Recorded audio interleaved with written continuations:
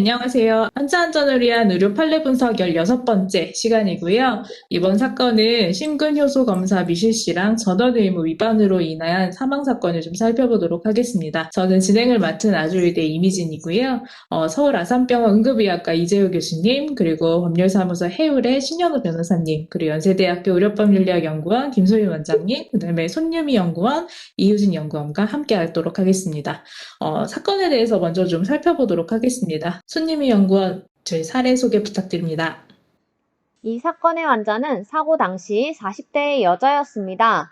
2011년 4월 29일 9시 30분 목욕한 후에 갑자기 흉통이 발생하였습니다. 환자는 가슴이 답답하고 막힌 듯하며 약간 조인 듯한 느낌이 30분간 지속되었고 숨쉬기가 힘들고 구토를 2차례 하였다고 호소하였습니다. 10시 45분 응급실에 내원하여 심근효소를 시행한 결과 미오글로빈, CKMB, 트로포닌 I가 상승되었습니다. 12시 흉부의 불편감을 호소하였고 피고는 관상동맥 증후군에 대해 설명하였습니다. 12시 11분 심전도 검사를 시행하였고 혈액과 심전도 결과를 통해 관상동맥 증후군으로 진단하였습니다. 12시 27분 산소와 헤파린, 카소디를 투여하였습니다. 이후 환자는 흉부 불편감이 다소 진정되다가 14시 5분 흉통을 다시 호소하였습니다. 14시 20분 흉통이 계속되자 카소딜 투여량을 증량하였습니다.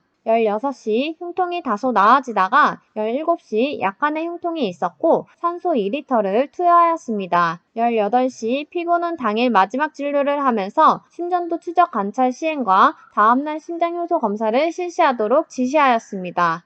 당시 환자는 가슴이 약간 답답한 증상을 호소했습니다.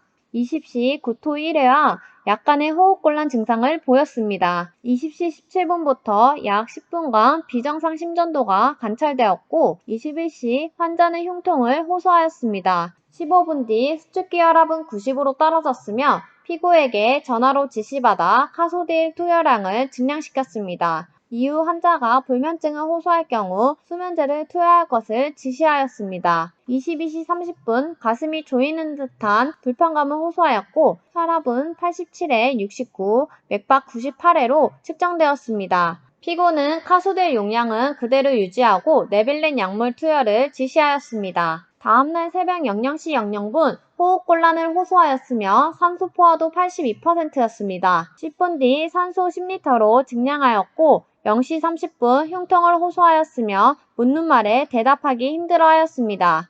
1시 한시온을 투여하였습니다.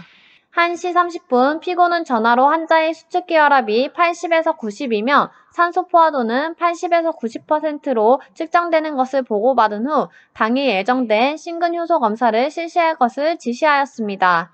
1시 34분 비정상 심전도가 관찰되었고 1시 40분 심근효소 검사를 시행하였습니다. 이때 시행한 심근효소 검사는 14시간 30분 만에 검사하였습니다. 피고는 보호자에게 3차 의료기관으로 전원을 권유하였습니다. 2시 25분 산소 포화도는 72%이며 5분 뒤 산소 포화도 90%, 혈압 95에 58, 맥박 130회로 측정되었습니다. 심장효소 검사 결과 미오글로빈, CKMB, 트로포닌 I가 높게 상승되었습니다. 저혈압과 저산소증, 빈맥, 트로포닌 I 수치 상승 등으로 환자의 상태가 악화되었습니다. 4시 40분 관상동맥 조영술 시행으로 급성 심근경색증을 진단하여 경피적 관상동맥 중재술을 시행하였습니다. 이후 중환자실에서 치료를 받으면서 지내다가 2011년 5월 8일 13시 30분 심부전증 악화로 사망한 사건입니다.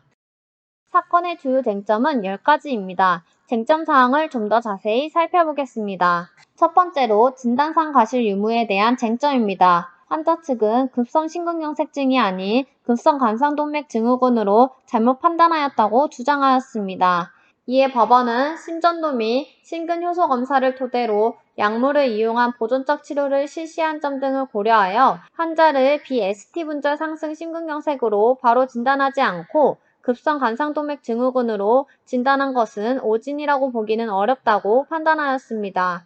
그리하여 법원은 진단상 과실 유무에 대해 불인정하였습니다. 두 번째는 설명 의무 위반 여부의 쟁점입니다. 환자 측은 심근경색의 위험성과 추가 검사 및 처치 필요성, 병원 환경상 불가능한 등에 대한 설명을 하지 않았다고 주장하였습니다. 이에 법원은 피고가 급성 간상동맥 증후군에 대해 설명하였고, 일단 입원하여 보존적 치료를 받은 뒤 증상이 악화될 경우 3차 의료기관으로 전원에 동의한 부분을 보호자는 인정하였으므로 피고가 설명 의무 위반하였다고 보기는 어렵다고 판단하였습니다. 그리하여 법원은 설명 의무 위반 여부에 대해 불인정하였습니다. 세 번째는 추가적인 심장효소검사 불이행에 대한 쟁점입니다. 환자 측은 4에서 6시간마다 검사를 하지 않았고 증상을 호소하자 심장효소 검사를 시행하였다고 주장하였습니다. 이에 법원은 초기 심근효소 검사를 실시한 뒤 6에서 9시간 정도 지난 시점에서 다시 심근효소 검사를 실시하여 심근개사 여부의 확진 및 증상의 악화 여부를 조기에 확인할 필요가 있었다고 판단하였습니다. 그리하여 법원은 추가적인 심장효소 검사 불이행에 대해 인정하였습니다. 네 번째는 심전도 검사 불이행의 과실에 대한 쟁점입니다. 환자 측은 지속적으로 심전도를 확인하지 않았다고 주장하였습니다. 이에 법원은 4차례의 환자에 대한 심전도가 기록되었고 매시간 단위로 환자의 상태를 확인하였다고 판단하였습니다. 또한 내원 당일 12시 11분부터 18시까지 환자의 심전도를 확인하지 않은 부분에서 환자의 증상을 파악하기 어려울 정도로 심전도 검사를 게으리 한 과실이 있다고 보기는 어렵다고 판단하였습니다. 그리하여 법원은 심전도 검사 불이행 과실에 대해 불인정하였습니다. 다섯 번째는 활력증후 측정 불이행의 과실에 대한 쟁점입니다. 환자 측은 활력증후를 주기적으로 측정하지 않았다고 주장하였습니다. 이에 법원은 지속적인 활력증후 측정한 사실과 환자의 증상 및 변화, 치료 내역, 심전도 등을 살펴보면 활력증후 측정이 환자의 증상을 제때 파악하기 어려울 정도로 주기적으로 이루어지지 않은 것이라고 보기 어렵다고 판단하였습니다. 그리하여 법원은 활력증후 측정 불이행 과실을 불인정하였습니다. 여섯 번째는 산소포화도 측정 및 기관삭감 불이행 과실에 대한 쟁점입니다. 환자 측은 초기에도 산소포화도를 불측정하고 저산소증에도 기관삭감을 하지 않았다고 주장하였습니다. 이에 법원은 환자에게 2리터 산소를 공급했으며 호흡곤란 증상이 나타나자 바로 산소포화도를 모니터링하면서 산소량을 증량하여 저산소증에 대한 조치를 시행하였다고 판단하였습니다. 또한 환자가 A병원에 전원되었을 당시 혈압, 맥박 및 자발호흡이 유지되고 있었으므로 기관삭감이 반드시 필요했던 사항이라고 보기는 어렵다고 판단하였습니다. 그리하여 법원은 산소포화도 측정 및 기관삭감 불이행 과실을 불인정하였습니다. 일곱 번째는 약물 처치상 과실에 대한 쟁점입니다. 환자 측은 저혈압 및 호흡곤란 등 상태에서 혈관 확장제인 카소딜과 수면제인 한시온을 투여하여 환자 상태를 악화시켰다고 주장하였습니다. 이에 법원은 카소딜을 투여하는 경우 중증의 저혈압 환자에게 투여를 금지 외에 저혈압 환자에게는 신중히 투여하도록 권고되고 있으나 항혈혈성 치료에 있어서는 중요한 역할을 담당하고 있다고 판단하였습니다. 환자가 전반적으로 저혈압 상태이긴 하였으나 카소딜 투여량을 증량한 후에도 수축기 혈압이 104mm로 측정되기도 하는 등 카소딜 투여가 환자의 심근경색을 악화시켰다고 보기는 어렵다고 판단하였습니다. 또한 급성 간상동맥 증후군 환자는 입원 초기에 불안과 수면장애로 인한 심박수 증가로 증상이 악화될 수 있어 수면제의 사용이 필요하므로 카소딜과 한시온을 투여한 과실이 있다고 보기는 어렵다고 판단하였습니다. 그리하여 법원은 약물 처치상 과실에 대해 불인정하였습니다. 여덟 번째는 응급처치 후 전원 의무 위반 여부에 대한 쟁점입니다. 환자 측은 검사 결과에 심근경색증이 판단되므로 3차 병원으로 전원했어야 한다고 주장하였습니다. 그러나 병원 측에서는 증상 및 검사 결과에 비추어 약물 치료를 실시하면서 증상을 관찰하는 것은 적절하였다고 주장하였습니다. 이에 법원 측에서는 환자의 심전도 검사에서 ST 분절 상승이 나타나지 않았을 뿐만 아니라 심근 허혈을 시사하는 ST 분절의 하강이 나타났다가 다시 정상화되기도 하였으므로 의료진이 환자에 대한 우선 약물을 이용한 보존적 치료를 실시하면서 예우를 갖춰난 뒤 상태가 악화될 경우 3차 의료기관으로 전원을 하기로 결정한 것은 적절하였다고 판단하였습니다. 그리하여 법원은 응급처치 후 전원 의무 위반 여부에 대해 불인정하였습니다.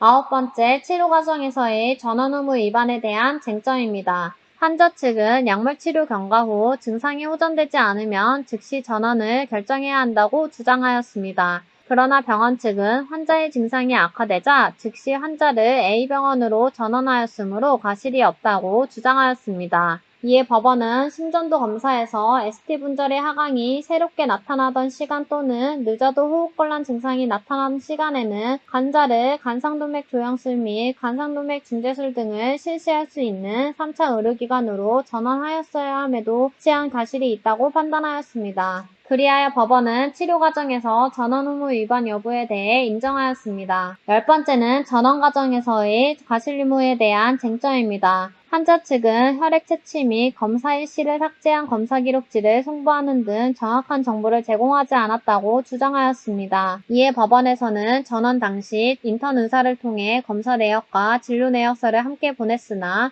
혈액 검사 결과지에 혈액 채취 및 검사 일시가 누락된 것은 병원 의료진에서의 일시적인 출력 오류로 인해 발생된 것으로 보여진다고 판단하였습니다. 또한 A병원 의료진은 응급으로 정보센터를 통하여 환자의 증상에 대한 정보를 얻은 뒤 전원을 받음으로써 피고병원에서 보낸 혈액 검사지에 일부 오류가 있었다고 하여 그로 인해 A병원에서 진단 및 처치가 지연되었다고 보기는 어려운 점 등을 고려하여 병원 의료진이 환자에 대한 정보를 제대로 제공하지 않은 과실이 있다고 보기는 어렵다고 판단하였습니다. 그리하여 법원은 전원 과정에서의 과실 유무에 대해 불인정하였습니다. 이 사건은 심장효소 검사 미실시와 전원 의무를 위반하여 결국 사망에 이르게 되었습니다. 원인별로 하나씩 재발 방지 사항을 살펴보겠습니다.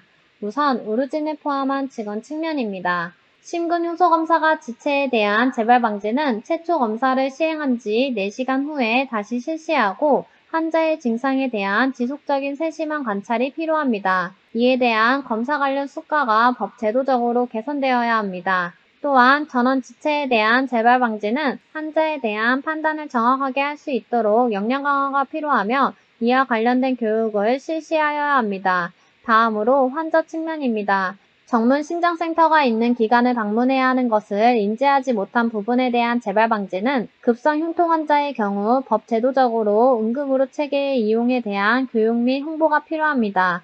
또한 협심증과 심근경색을 구별하지 못한 재발 방지는 의료인에게 심장질환 진단에 대한 직내 중심 교육이 실시되어야 하며 법 제도적으로 교육 권장 또는 의무화가 필요합니다. 이재우 교수님, 이 사건 어떻게 보셨나요? 지금 급성 관상 동맥 증후군의 추적 평가 쪽에서 문제가 있었다고 생각을 하고 전원 결정이 늦어진 문제고 사실 법원 판단에 크게 문제가 없었다고는 생각을 하거든요. 근데 솔직히 급성 관상 동맥 증후군 환자인데 처음 간 병원에서 환자를 계속 그 병원에 데리고 있었던 이유가 사실 좀 이해가 안 되는 부분이 있습니다. 심근효소 검사를 팔로 안 하는 것도 그렇고, 전원 결정이 좀 늦는 것도 그렇고, 왜 굳이 그렇게 환자를 계속 데리고 있는 건지도 좀 사실 이해가 좀 안 되는 부분이 있어서, 사실 환자 평가라든지 전원 결정이라든지, 환자를 또 안 보고 있었던 거면 또 그렇다고 생각하겠는데, 환자를 안 보고 있었던 것도 아니었던 것 같고, 그렇다고 이 병원이 환자를 결정적인 치료를 할 수 있는 병원도 아니었던 건데, 환자를 데리고 있다는 게 이해가 안 되는 그런 상황이라서 아쉬운 게 좀 많이 남는 그런 판례였던 것 같습니다. 재발 방지 대신에서 이렇게 이야기를 하는데 환자가 흉통이 있는 환자가 그냥 자기 발로 이렇게 자꾸 응급실로 간다든지 전문 심장센터가 있는 응급실로 가지 못하는 거는 국가의 책임이 상당히 큰 겁니다. 2010년이면은 사실 그 전부터 질병관리본부라든지 다른 데서도 사실 홍보가 계속 많이 되었던 부분들이고 지금도 그냥 자기 발로 흉통인데 오시는 분들이 상당히 많거든요. 이건 좀 국가 차원에서 개선이 좀 많이 돼야 되는 부분이고 가능하면은 전문 심장센터가 있는 병원으로 가는 게 맞거든요. 환자 상태가 나빠지더라도 뭔가 중재 시술을 할 수 있는 곳으로 가는 게 불필요하게 전원을 간다든지 이런 사태가 이제 발생하지 않는 거거든요. 이게 3차 병원으로 반드시 가야 되는 건 아니거든요. 신현호 변호사님은 어떻게 보셨나요? 이건 저도 이재 선생님과 거의 전적으로 제가 동의를 다 하고요. 다만 판결을 어떻게 보면 원고 측에서 잘 받았다는 생각이 드는 게 책임 제한 사유를 보면은 환자가 일찍 가더라도 생존 가능성이 높지 않았다고 하면서 책임 제한을 했거든요. 우리나라 법원이 이런 것들 때문에 당사자들한테 상당히 불만들이 많아요. 재판의 설득력이 많이 떨어지거든요. 일찍 가도 생존 가능성이 높지 않았다면 기각을 시키는 게 맞지. 생존 가능이 높지 않았는데 30%를 인정을 한다 그러면은 병원 측에서도 이거 잘 안 받아들이거든요. 또 환자 측 입장에서는 이 자체를 가지고 굉장히 불만이 크고요. 그래서 제가 앞부분도 보니까 가자마자 1시간 만에 이 환자가 이 카테터 수를 받았더라고요. 근데 그 이후에 상태가 계속 이제 결국 그 회복이 안 되고 뭐 에크모까지 달고 뭐 이러다가 그 사망한 것 같은데 이때 그 시술 과정에서의 어떤 문제점은 없었나 또 싶기도 하고요. 어쨌든 이 좀 더 일찍 보냈었으면은 사망까지는 막지 않았을까 하는 아쉬움은 남고 또 일찍 갔을 때 이게 이제 환자 측 입장에서 제일 큰 입증 부담이 피고 측에서 일찍 가서도 결과는 같았을 것이다라는 그런 항변이 거의 그냥 보편적으로 나오거든요. 그럼 그거에 대한 감정을 하면 이걸 심장내과 쪽에서 일찍 왔어도 거의 같았을 거다라는 감정을 많이 보내요. 그럼 결국 인과관계가 늦게 보낸 건 잘못인데 늦게 보낸 거고 사망 사이에 인과관계가 있느냐, 이때는 얼마 정도 있느냐 하는 그런 논란은 계속 있지 않을까 싶어요. 혹시 이 사건 관련해가지고 추가적으로 말씀해 주실 사항 있으실까요? 이 환자한테서 그 심근효소 검사를 왜 뭐 계속 팔람 안 했느냐 이런 부분이 있는데, 어르신이 잘 몰라서 그럴 수도 있고, 아니면 뭐 까먹을 수도 있고, 그런데 사실은 급성 심근경색이라든지 관상동맥 증후군이 의심이 되면은 사실은 진단명이 입력되면은 처방 전달 시스템이나 이런 데서 약속 처방으로 자동으로 그게 검사를 하도록 이게 자동화 진행하면 되는 겁니다. 예, 그런 게 이제 이 병원에 도입이 제대로 안 돼 있기 때문에 문제가 되는 거고, 그러면은 이제 적용을 하고 진행을 해야 되는 거죠. 혹시 다른 사항 말씀해 주실 사항 있으실까요? 없으시면 이 사건도 여기까지 살펴보도록 하겠습니다. 네, 감사합니다. 네, 감사합니다.